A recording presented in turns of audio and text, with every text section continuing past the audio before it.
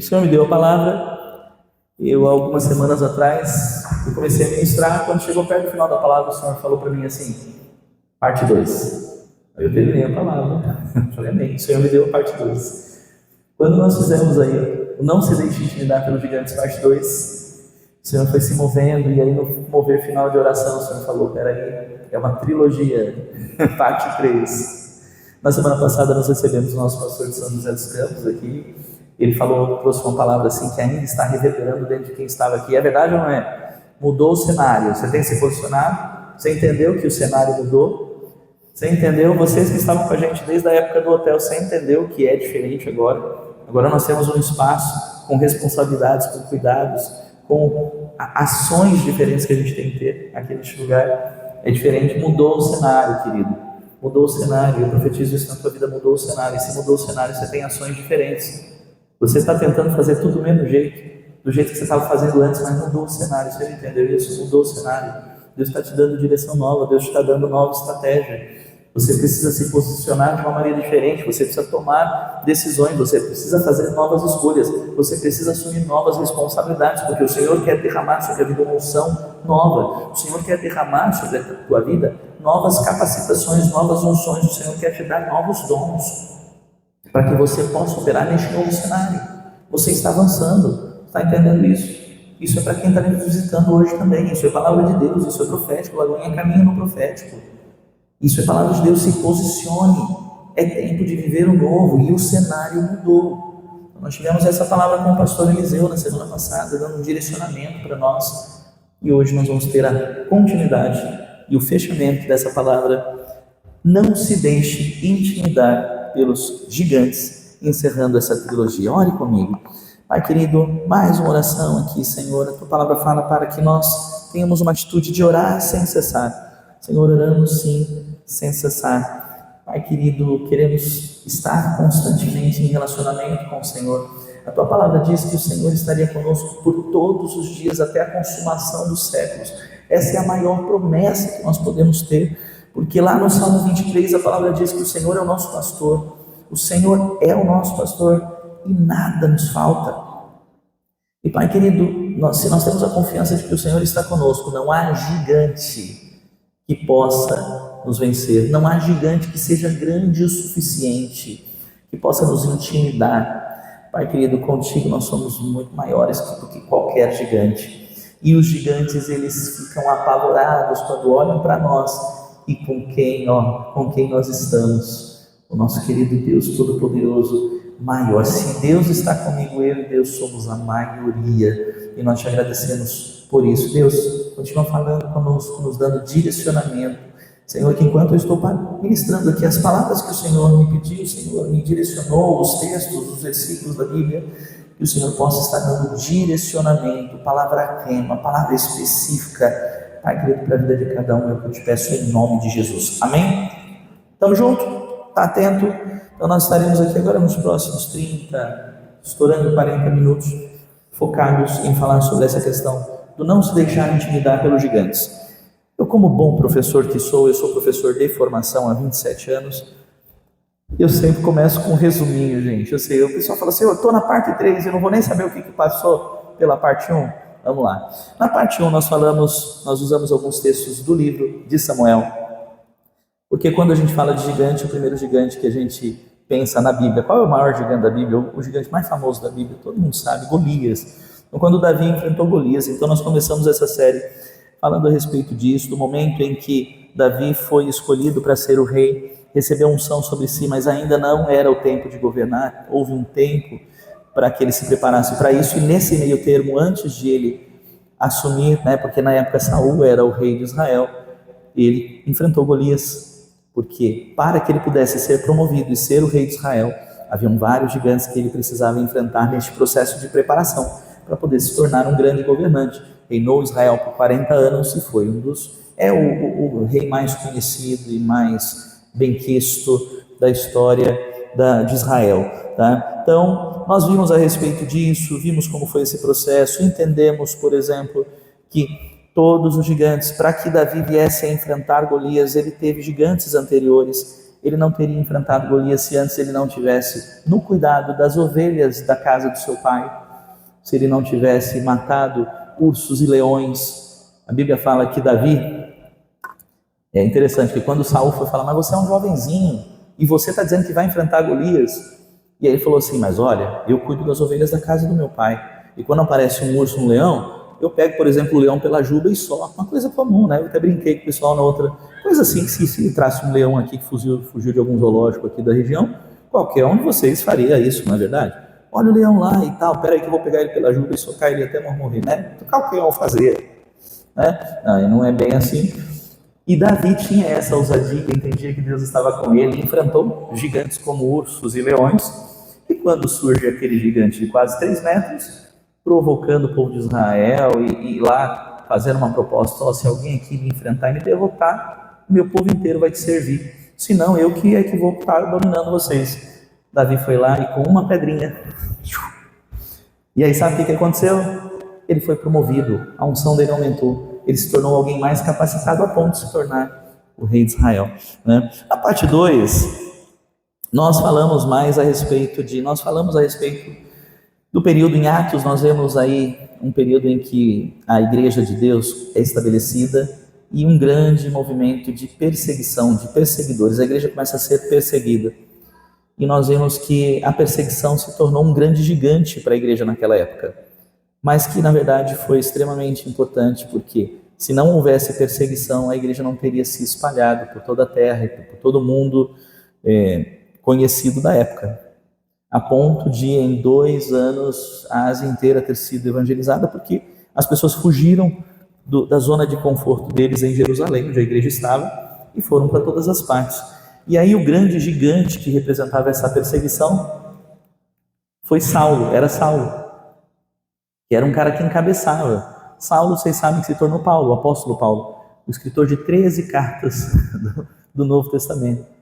E um cara que foi o apóstolo, o homem referência, aquele que ensinou como colocar de forma prática o evangelho, colocar o evangelho, né, de Cristo, a pregação das boas novas de Cristo, no dia a dia, em prática, na vida familiar, na vida social, na vida no trabalho, na vida profissional. Ele nos dá orientações muito práticas e ele se tornou o apóstolo dos gentios.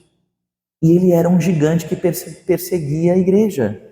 E os cristãos da época, todos conheciam Saulo e tinham medo deste gigante, deste homem poderoso que estava acabando ou estava perseguindo a igreja de Cristo.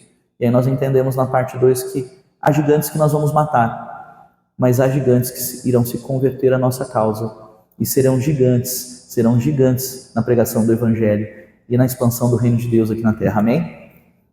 Não se sinta então intimidado quando aparecer um gigante na sua frente, porque pode ser que Deus use você para ser boca de Deus e evangelizar esse gigante, ele se converter, ele se tornar um grande gigante pela causa de Cristo. Amém? Tamo junto? Pegou o resuminho de uma maneira geral? Falamos também sobre Gideão na semana passada e eu vou continuar falando sobre Gideão neste momento. Quem aqui conhece a história de Gideão? Quem estava na pregação conhece, ouviu sobre Gideão.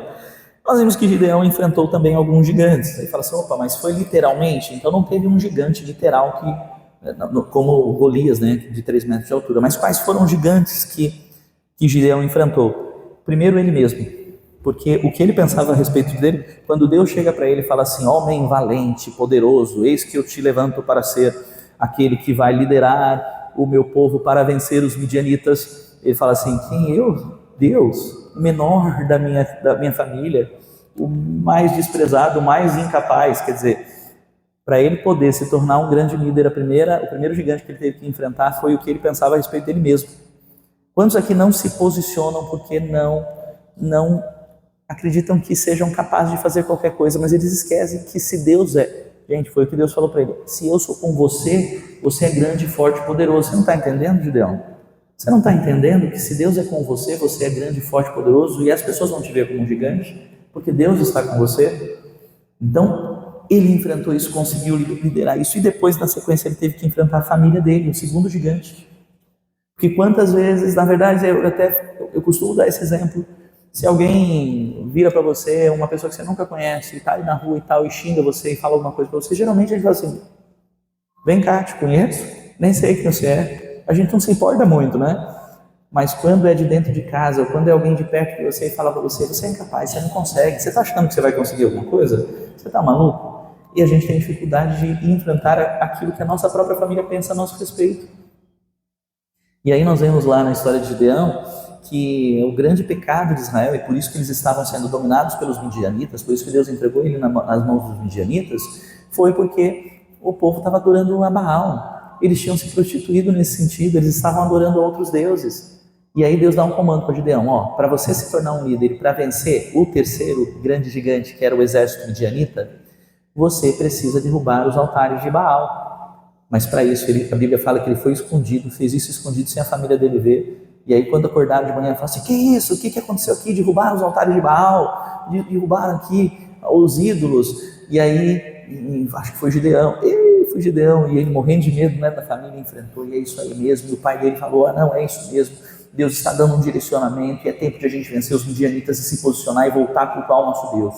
E aí se posicionou, e aí um exército que era de 22 mil homens, Israel tinha naquela época 22 mil homens para lutar contra 135 mil, belo de um gigante. Deus falou assim, muito grande, não, para vencer os midianitas, comigo não precisa de 22 mil homens não, 300 bastam. E aí foram 300 homens enfrentar 135 mil midianitas. E adivinha o que aconteceu? Vencemos mais esse gigante, Israel, que hoje, né, junto com a Igreja de Cristo, forma um único povo, a Bíblia diz. Sim, Israel, esse povo estabelecido por Deus, abençoado por Deus, venceu mais este gigante. E nós terminamos a palavra da semana passada falando que, depois que Gideão se posicionou e fez tudo isso, houve paz por 40 anos em Israel.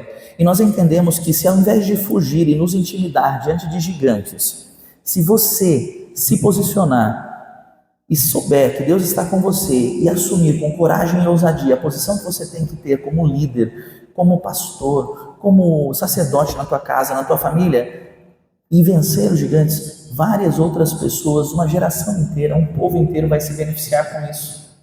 E através de você a paz será estabelecida não só na tua casa, mas na tua igreja, na tua região, no teu bairro.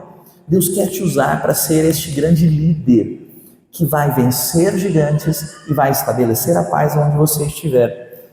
E aí eu entro nesse movimento agora da parte 3, e eu quero, antes de voltar para Gideão, porque ainda há algumas lições preciosas que nós vamos aprender a respeito de Gideão, eu me lembrei, e aí eu quero que você abra a tua Bíblia em Mateus capítulo 8, porque nós vamos nos lembrar de um episódio em que, em meio a uma grande tempestade, Jesus, o nosso líder maior, diante do gigante, de um gigante, uma tempestade gigantesca que estava deixando todos os discípulos ali que estavam num barco no meio da tempestade apavorados. Meu Deus, o mundo está acabando, nós todos vamos morrer, nós vamos... Jesus estava com eles e eles esqueceram que Jesus estava com eles. Quantas vezes isso acontece com a gente? Quantas vezes você esquece que Deus está com você e se apavora? E eles esqueceram por quê? Porque Jesus estava dormindo. Tem gigante que o nosso Deus não possa enfrentar? Não tem. Tem algum gigante que o nosso Deus não possa fazer frente? Não tem. O nosso Deus é muito maior do que qualquer gigante.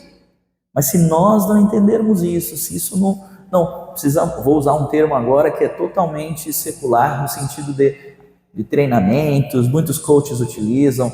Quantos aqui já ouviram falar de mindset? Mindset, o que é? Mentalidade. Há muita coisa na nossa vida que a gente tinha uma mentalidade, se não houver uma mudança de mentalidade, tem gente que está achando que esse negócio de mindset é uma coisa dos coaches atuais, dos PNListas, dos neurolinguistas, dos psicólogos atuais. Mindset. Não, Jesus a Bíblia já era o maior mudador de mentes, o maior transformador de mentalidades, se chama Bíblia Sagrada.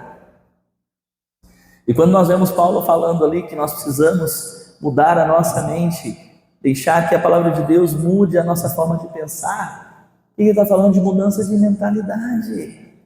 Enquanto nós não entendermos isso, que Deus estando com a gente, não há nada nem ninguém que possa nos deter, possa nos enfrentar, a gente vai continuar se apavorando, e toda vez que a gente se apavora e fica com medo, a gente trava, a gente para de avançar.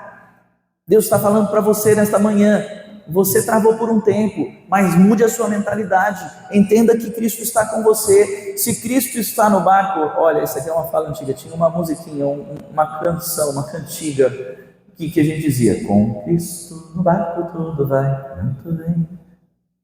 É muito velho, né? É muito antigo, né? Nem todo mundo sabe. Com Cristo no barco tudo vai muito bem, e passa o temporal. É verdade, é isso. Nosso Deus tem autoridade para falar assim: para, está chovendo? Para. Não, o sol não está aparecendo? Sai, nuvem, aparece. Ué, esse é o nosso Deus, esse é o Deus a quem nós servimos, e você está se apavorando por quê? Não, mas tem uma situação, uma dívida, o limite, o prazo. Que? Jesus está no barco com você. O problema é se ele não estiver no barco. Mas você não vai sair daqui hoje, se Jesus não estava no teu barco até agora, você vai convidar ele para entrar no barco de novo, amém? Porque toda vez que a gente se posiciona e vai lá e fala assim: deixa que eu faço, Deus fala assim. Deus é muito educado, Jesus Cristo é muito educado, ele não força. Então, a hora que você fala assim: deixa que eu vou, Jesus faz assim: tá bom, vai, pode tentar aí. A hora que você desistir de tentar, eu interfiro. E ele fica só te observando. E você lá vai, aí Jesus, oi, quer sair fora do barco? Jesus, volta para cá aqui, eu preciso de você. Fica aqui comigo, Jesus. Então, se Jesus estava fora do seu barco, hoje você vai reconhecer que sem ele você não pode, e você vai convidar ele a entrar de novo no seu barco, amém? Amém? Tamo junto? Maravilha. Então, olha só que interessante aqui, né? Eu vou começar a ler a partir do versículo 19 esse texto, tá? A gente já está falando algumas coisas a respeito dessa questão, né? A paz que sobrepassa todo o entendimento nos alcance, que a paz que sobrepassa todo o entendimento nos alcance nesta manhã, porque se entendemos que Jesus está conosco, não tem por que nos preocupar, não importa o tamanho da tempestade, do temporal, do terremoto, do vulcão que está em erupção, não importa, ele está com a gente não vai se queimar no meio da erupção da lava. Vocês esqueceram da história de Sadraque, Mesaque e Abednego? Ainda que você seja lançado num forno, numa fornalha, você não vai acontecer nada, o fogo não vai te queimar, as águas não vão te afogar. Se Cristo está com você, você não precisa ter medo. A partir do versículo 19 diz assim: então o mestre da lei aproximou-se e disse: mestre, eu te seguirei por onde você for. Jesus respondeu: as raposas têm suas tocas, e as aves dos céus têm seu ninho, mas o Filho do Homem não tem onde repousar a cabeça. O que ele estava falando? Olha, qual é a expectativa que você tem que ter quando você está com Cristo? É que não importa por onde for, se ele for para o deserto e você for com ele para o deserto, você não precisa temer o deserto, porque ele está com você. Ele fala: o Filho do Homem não tem onde repousar a cabeça, ele vai aonde o Pai o direcionar. Você está disposto a fazer assim? Não, é igual aqueles irmãos que falam assim: eu tenho um chamado missionário, pastor.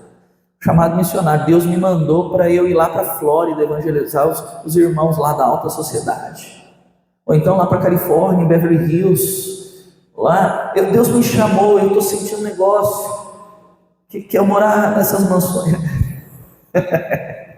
Mas e a África, lá onde está precisando? E lá na Índia? E naqueles lugares da janela 1040 e algumas outras regiões que ainda nunca ouviram falar de Jesus? E lá na Coreia do Norte, infiltrado, lá onde não se pode pregar o Evangelho? Não, eu sinto que não é de Deus eu ir para lá. Aí o Senhor está falando para você: você quer? Eu estou te dando um dom, um talento, eu estou te chamando para missões, mas você não vai escolher o lugar, eu que vou te enviar para onde eu quiser que você vá. Está disposto?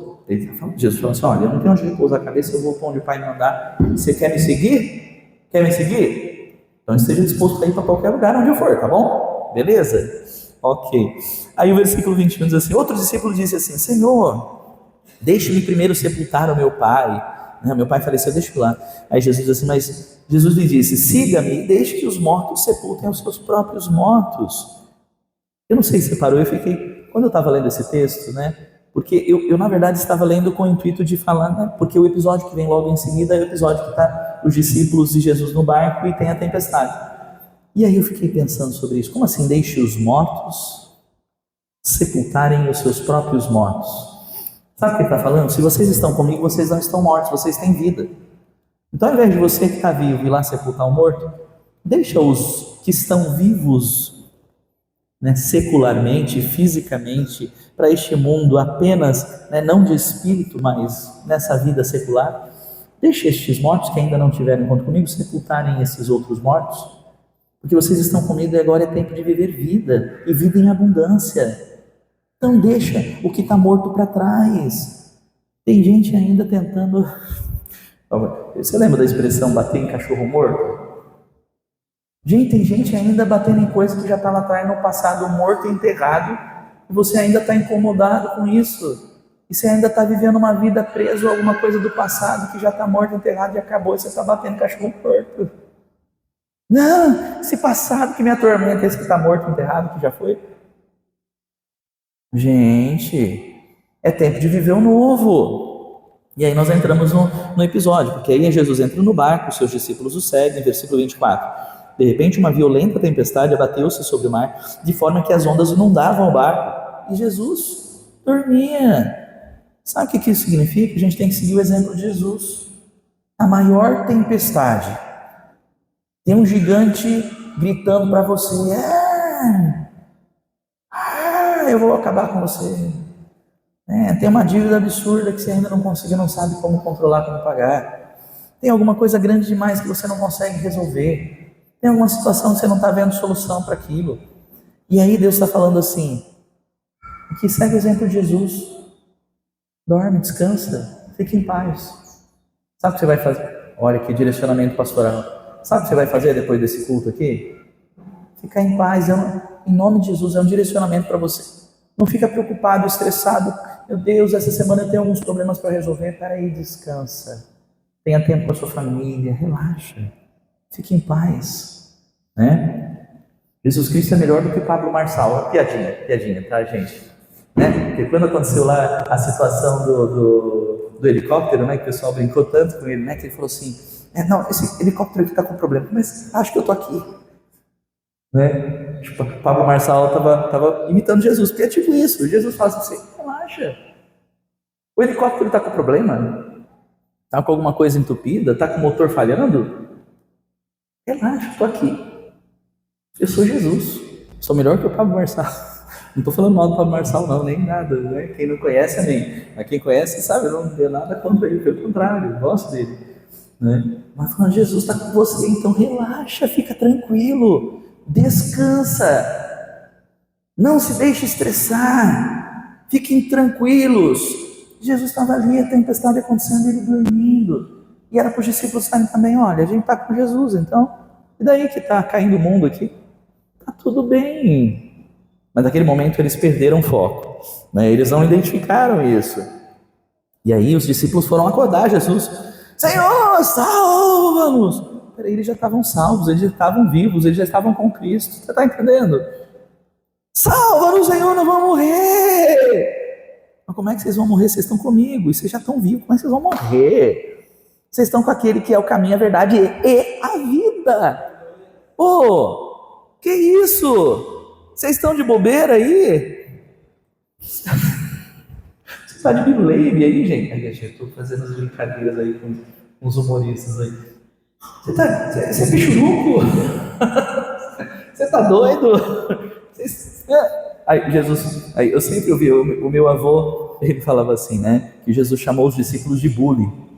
Essa é piadinha antiga, mas porque Jesus nessa situação, os discípulos acordaram, Jesus, nos salve!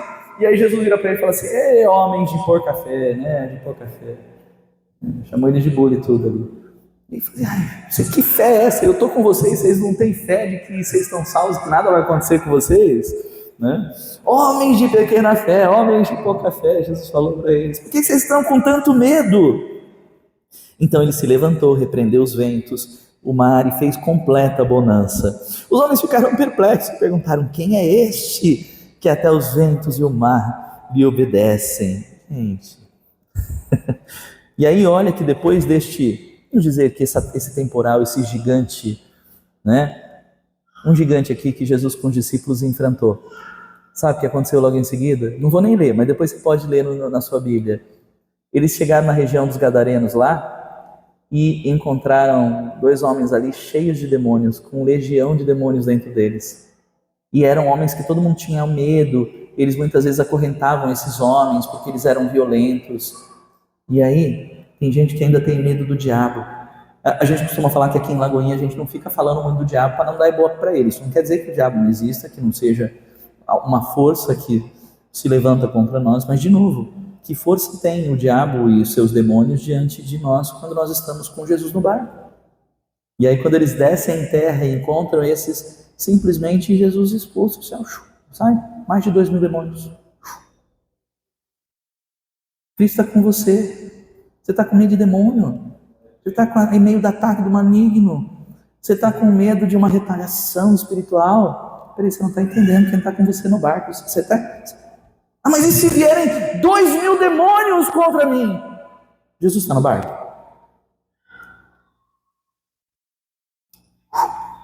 Os demônios, 2.000 demônios foram embora. Jesus está com você no barco. Então, Zé, eu quero retomar agora. Nós, na parte 2, nós falamos bastante sobre Gideão. Então, do capítulo 6 ao capítulo 8, se você puder depois na sua casa sentir do Espírito Santo, leia, para você conhecer com um pouquinho mais de detalhes e fazendo como o povo de Bereia. Lá no Novo Testamento diz que o povo de Bereia era um povo muito elogiado, que Deus lá no Apocalipse fala bem deles. Sabe por quê? Porque eles sempre que ouviam uma pregação, iam na igreja, alguém pregava, eles iam e conferiam tudo nas Escrituras.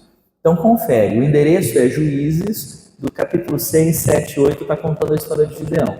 E nós já falamos um pouco sobre Gideão, eu já fiz uma retomada com vocês. Nós, na parte passada, nós finalizamos dizendo que houve paz depois que o último gigante, aí, os 135.000 midianitas foram vencidos. Né?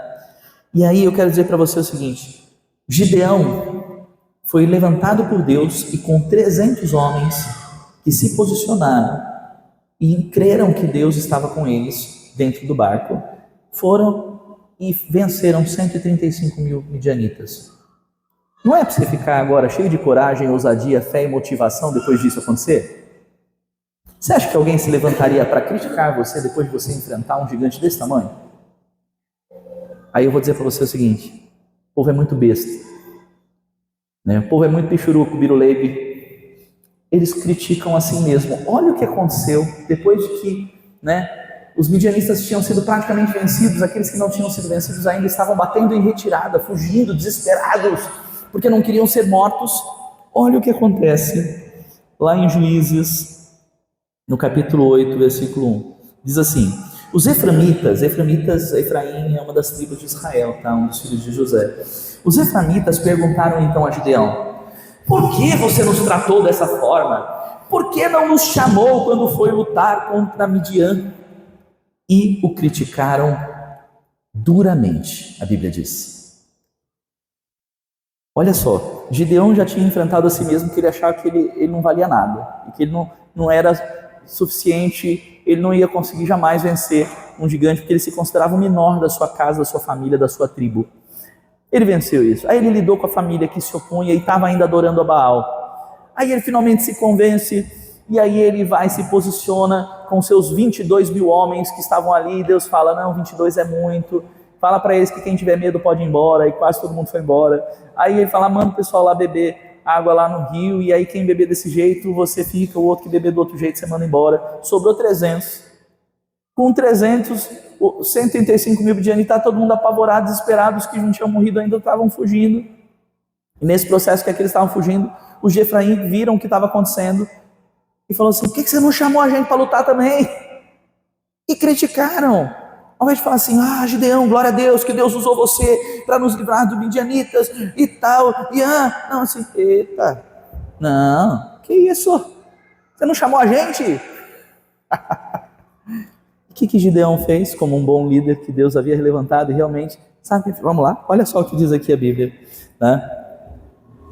Deus entregou os líderes de Midian, Oreb e Zeeb nas mãos de Efraim. Olha só, Juízes 8, versículo 3, diz assim: Deus entregou os líderes midianitas, Oreb e Zeb, nas mãos de vocês. O que pude fazer não se compara com o que vocês fizeram.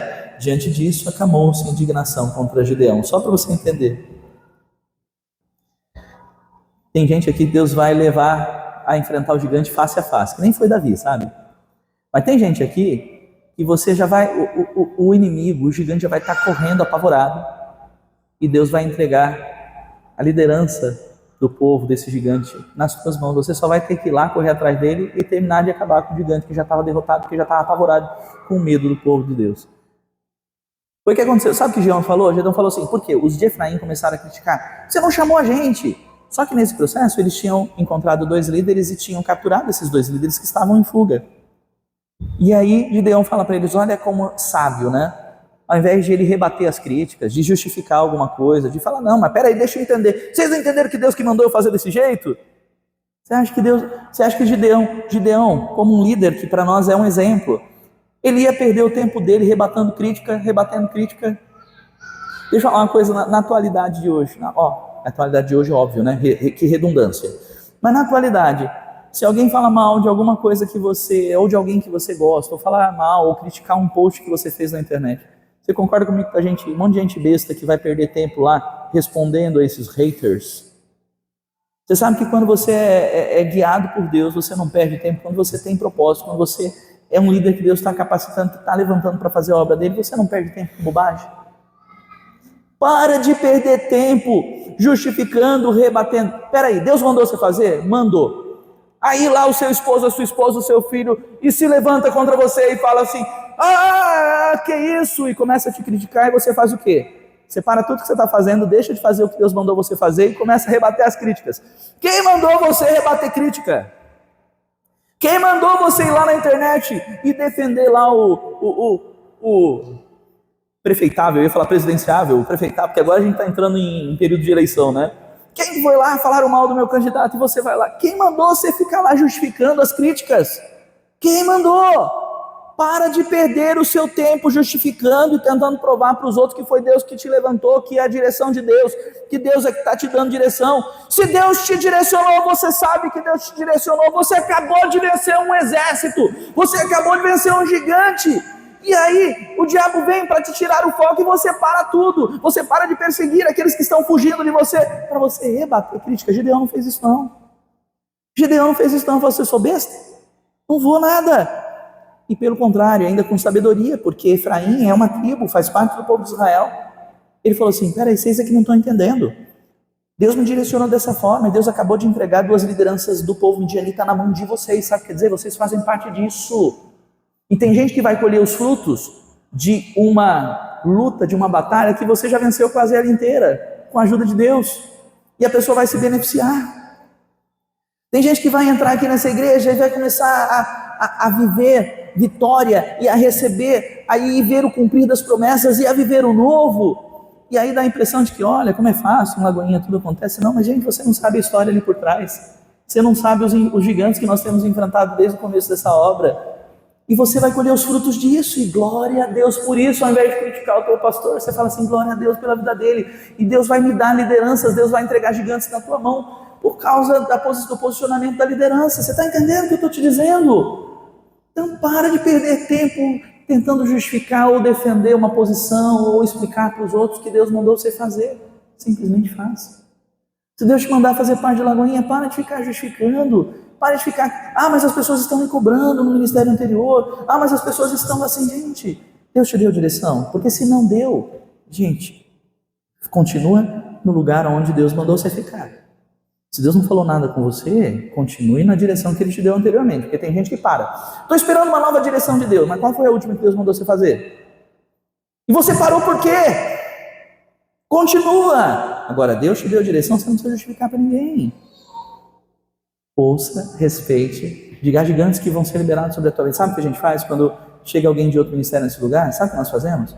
Nós abençoamos o ministério, Senhor, em nome de Jesus, que, Senhor, se tem uma família que veio daquele ministério para cá, e o Senhor os reposicionou, porque somos igreja de Cristo, Senhor, eu abençoo aquele ministério, que o Senhor traga um grande avivamento sobre eles, e que no lugar dessa família venham outras 7, em nome de Jesus, para abençoar aquele ministério, para servir naquele lugar. Você está entendendo o que eu estou te dizendo? Eu estou sendo bem claro, isso é vida na vida. A gente tem que parar de graça e parar de se justificar. Deus deu direção, você tem confiança, Deus falou com você. Então segue em frente, meu irmão. Segue em frente. Segue em diante, segue adiante. Olha só que interessante aqui, ó. Então, Deus entregou, Efraim foi lá criticar, e Deus entregou 2 lideranças poderosas dos midianitas na mão deles.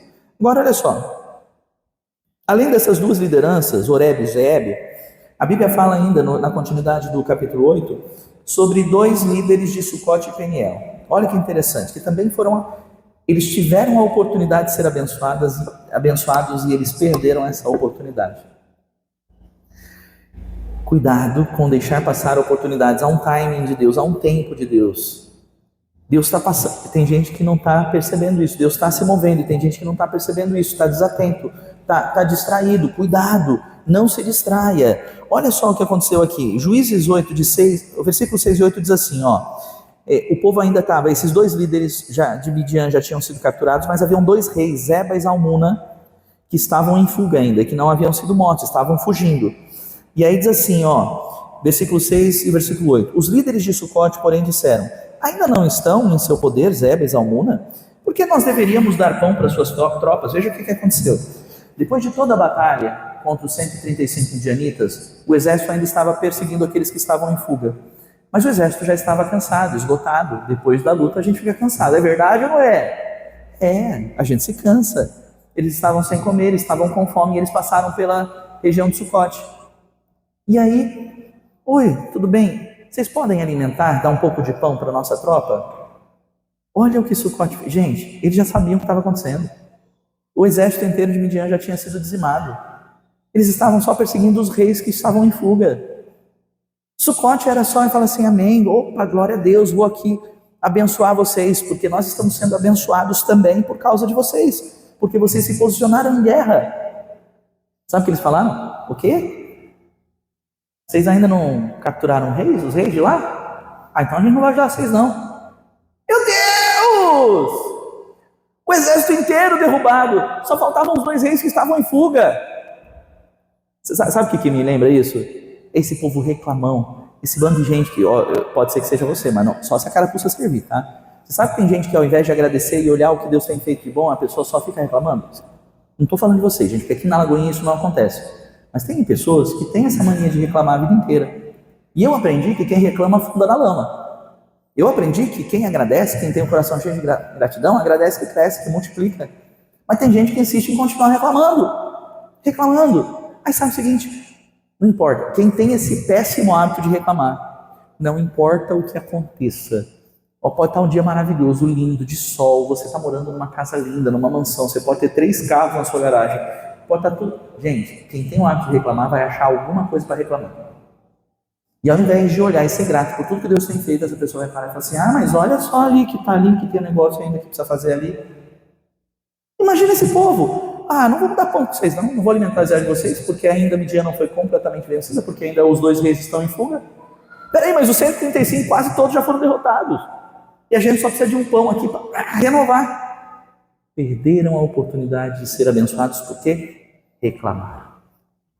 Porque não tiveram gratidão, porque não foram gratos a Deus. Versículo 8 diz ali, dali subiu a Peniel e fez o mesmo pedido. Tanto Sucote quanto Peniel fizeram a mesma coisa. Vocês não capturaram o rei ainda, então a gente não vai ajudar vocês não. Aí o que aconteceu? Deus deu força, mesmo sem alimento, eles foram lá, mataram os reis, capturaram. E aí esse povo foi destruído, tanto de Sucote quanto Peniel, porque deixaram passar a oportunidade da bênção. Gente, quantos de vocês aqui a bênção está passando na sua frente? E você está virando a cara e falando assim, não. Jesus amado, não perca a bênção, não deixe a bênção passar. A bênção está passando, é só você abrir a tua mão e receber. Gente, é uma atitude espiritual, é uma atitude de fé. Receba a tua bênção nessa manhã. Mas para de reclamar, se posicione.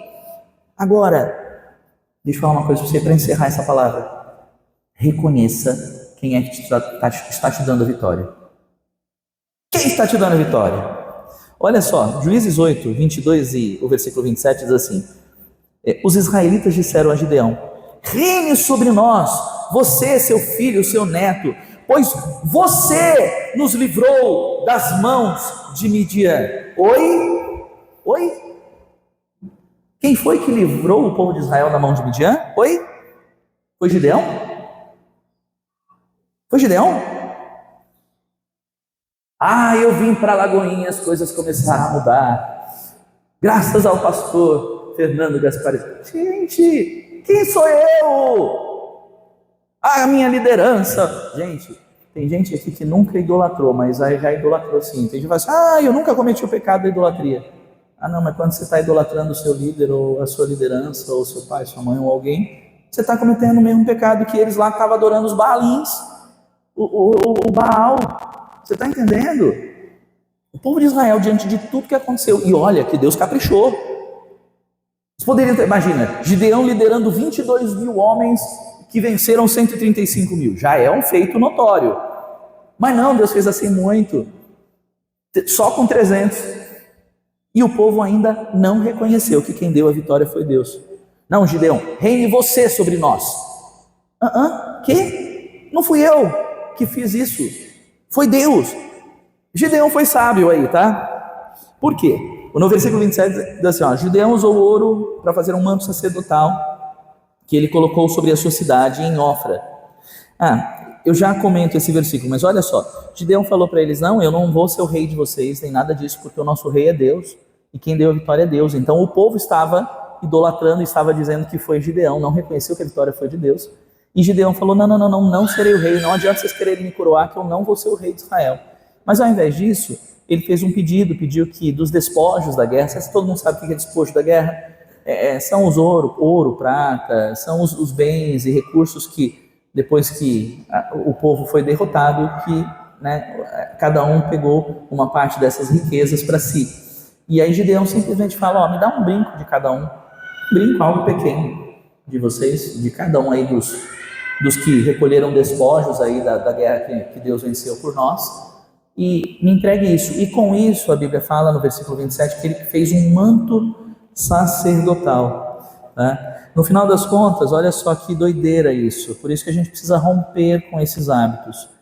Israel estava nas mãos de Midian porque estavam se prostituindo e idolatrando a Baal. Deus deu a vitória e eles mudaram só de ídolo. A Bíblia fala que eles continuaram se prostituindo, caíram em idolatria porque ao invés de reconhecer Deus sobre a vitória, eles estavam atribuindo a vitória a Gideão. Não estavam adorando Baal, mas estavam colocando o líder deles, ou aquele líder que Deus levantou como ídolo deles naquele momento, ainda se prostituindo e ainda cometendo o pecado da idolatria. Qual que foi o pedido de Gideão? Então, ele falou, me dê um brinco dos seus despojos, um brinco de ouro. A Bíblia fala que no total ele conseguiu arrecadar 20,5 kg, que foi o que ele usou para fazer esse manto sacerdotal. Tá? Só para você entender, o manto sacerdotal ele tem toda uma representatividade de Deus como sacerdote, da proteção divina e tudo isso, Então, assim, houve um processo, significa também santidade. Eu não sei se vocês já estudaram sobre isso, mas quando a gente fala que alguém é santo, ou um processo de santificação, santidade é separar. Então, o manto significava ali que Gideão reconhecia que Deus havia dado vitória e que o povo deveria se santificar e se purificar de toda a idolatria e se separar para viver de novo apenas para Deus e reconhecendo Deus como seu líder supremo, como rei sobre a nação. E aí, Gideão falou, me dá um brinco de cada um, e fez com 20,5 kg de ouro, fez o manto sacerdotal. Gente, o que era um brinco? Eu vou encerrar a palavra com isso. O que era um brinco diante de tantas riquezas e despojos que eles arrecadaram? Sabe o que Deus me levou a considerar e a falar para você? Nós estamos em um novo espaço que pode parecer gigante para este povo que começa a se reunir aqui. É verdade. Você sabe que nas primeiras semanas aqui, alguns irmãos ficavam me observando porque eu ficava bem calado e só olhando tudo. Porque eu ficava olhando e falava assim, meu Deus, olha o tamanho disso, quanta coisa para fazer, eu quero deixar isso bonito, eu quero arrumar isso, eu quero assim, mas eu não tenho recursos para fazer isso. Mas sabe o que Deus falou? Deus vai, nessa batalha que nós estamos batalhando aqui, você vai colher muitos despojos, Deus vai te dar muitas riquezas, Deus vai prosperar o teu caminho, Deus já está fazendo isso. Eu comentava com alguns irmãos aqui, de um irmão que vem, e ele nem é daqui da região, mas ele vem sendo fiel, porque Deus falou para ele, oferta naquele lugar, é terra boa. E num dos cultos que ele esteve aqui, nós oramos por ele, e ele já tinha um bom salário numa boa empresa, e ele veio falar, pastor, depois do último culto, e nós oramos sobre uma situação dentro da minha empresa, eles aumentaram em 70% o meu salário. E eu entendi assim, eu preciso entregar uma parte, que seja um brinco de ouro, ali naquela igreja de Pindamonhangaba. Olha que bênção. E está nos ajudando aqui com tudo que a gente está fazendo neste lugar. Deus não está te pedindo para você entregar toda a sua riqueza, até porque tudo que nós temos não é nosso, é dele. Mas Deus está falando para você, se cada um aqui entregar um brinco, não estou falando na literal, entenda, é simbólico, mas uma parte, você vai ver esse lugar aqui se tornando um lugar tão agradável, tão abençoado, tão lindo e tal.